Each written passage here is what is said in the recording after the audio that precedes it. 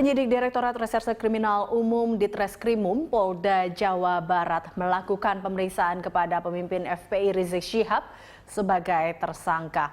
Informasi selengkapnya kita akan bergabung dengan Tezar Aditya dan juru kamera Muhammad Rinto dan pilot drone Yanwar Ramansyah. Tezar, apakah Rizik Syihab hari ini datang memenuhi pemeriksaan dan juga apakah adanya pergerakan massa di sekitar Polda Jawa Barat sejauh ini? Ya Liza, memang hingga saat ini sekitar pukul 11 belum ada tanda-tanda Rizik Syihab akan datang untuk memenuhi panggilan di Polda Jawa Barat ini. Dan kita tahu bersama bahwa ini merupakan pemanggilan pertama sejak Rizik Syihab ini ditetapkan sebagai tersangka pada 30 Januari 2017 lalu atas kasus penistaan lambang negara dalam hal ini Pancasila dan juga pencemaran nama baik terhadap orang yang sudah meninggal dalam hal ini Presiden Soekarno. Dan memang sebelumnya juga dari kuasa hukum Rizik Syihab juga menyatakan bahwa nampaknya klien mereka tidak akan memenuhi panggilan pada pemanggilan pertama sejak ditetapkan sebagai tersangka ini karena menurut dari kuasa hukum Rizik Syihab belum ada surat penetapan sebagai tersangka yang mereka terima. Ini poin pertama, dan poin kedua karena itu merupakan dasar dari mereka akan melakukan pra-peradilan karena Rizik Syihab ini berencana akan melakukan pra-peradilan sehingga mereka merasa belum perlu untuk memberikan keterangan atau memenuhi pemanggilan pada pemanggilan pertama ini. Dan memang dari pihak Polda Jabar sendiri, Humas Polda Jabar dalam hal ini Yusri Yunus, Kombes Pol Yusri Yunus yang menyatakan bahwa sebenarnya surat pemanggilan ini sendiri sudah dilayangkan oleh pihak Polda Jabar sejak pekan lalu untuk pemanggilan hari ini. Dan menurut dari Yusri Yunus juga bahwa surat pemanggilan ini sebenarnya bisa dijadikan sebagai dasar untuk mengajukan pra-peradilan oleh Rizik Syihab karena selain dari surat pemanggilan, ini juga di sana tertera bahwa status dari Rizik Syihab adalah sebagai tersangka dalam kasus ini. Sementara itu seperti kita tahu Eliza, kita mereview ke belakang bahwa Rizik Syihab ini sudah ditetapkan sebagai tersangka pada 30 Januari lalu. Dan Rizik Syihab ini disangkakan pasal 154A KUHP mengenai penistaan lambang negara dalam hal ini Pancasila dan pasal 320 KUHP tentang pencemaran nama baik terhadap orang yang sudah meninggal dalam hal ini Presiden Soekarno.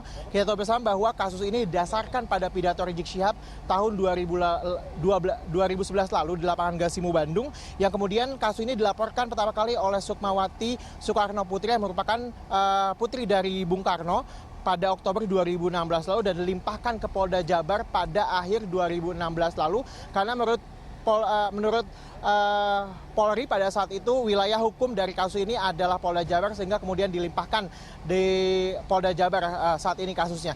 Dan memang menurut dari Yusri Yunus sendiri sebelum ditetapkan sebagai tersangka Rizik Syihab ini sudah 3 kali dilakukan gelar perkara terhadap kasus ini. Dan yang kami catat yang pertama adalah 23 Januari 2017 dan yang kedua adalah 30 Januari 2017 dan 30 Januari ini juga setelah gelar perkara kemudian ditetapkan Rizik Syihab ini sebagai tersangka. Dan dasar dari penetapan tersangka ini menurut dari Yusri Yunus juga ada beberapa alat bukti yang ditemukan dalam hal ini rekaman video, kemudian juga dokumen dan juga keterangan-keterangan saksi. Ada 18 saksi yang juga telah dimintai keterangannya baik dari saksi pelapor maupun dari saksi ahli sebelum ditetapkan sebagai tersangka ini. Eliza. Iya, Tezar, apa tanggapan dari kepolisian terkait dengan pemeriksaan Rizik Syihab kali ini? Ya memang kepolisian sendiri dalam hal ini Humas Polda Jabar, Kombes Pol Yusri Yunus juga meminta pihak dari Rizik Syihab untuk bersikap kooperatif dan juga untuk bisa memenuhi pemanggilan dari pihak kepolisian. Dan jika pun tidak bisa memenuhi panggilan kali ini, rencananya memang pihak kepolisian juga meminta konfirmasi dari pihak Rizik Syihab. Jika kemudian tidak memenuhi pemanggilan pada pertama ini, rencananya pihak Polda Jabar juga akan melayangkan pemanggilan kedua esok hari untuk dijadwalkan pada pemanggilan pekan depan. Dan jika nanti pemanggilan kedua ini tidak juga hadir Rizik Syihab, nantinya pihak Polda Jabar akan melayangkan surat pemanggilan paksa. Jadi dijemput paksa begitu Eliza. Dan berikut ini kami tampilkan kepada Anda. Ini merupakan pernyataan dari Kabid Humas Polda Jabar, Kombes Pol Yusri Yunus. Sampai dengan hari ini, saat ini belum ada konfirmasi ya dari pihak Rizik Syihab maupun dari pihak kuasa hukumnya untuk bisa menyampaikan apakah Rizik Syihab bisa hadir untuk dilakukan pemeriksaan pada hari ini. Ini adalah pemanggilan pertama buat Rizik Syihab sebagai tersangka dilakukan pemeriksaan. Kita tunggu saja, mudah-mudahan hari ini kita bisa mengetahui apakah ada alasan yang pasti untuk Rizik Syihab tidak bisa hadir ya dalam melakukan pemeriksaan.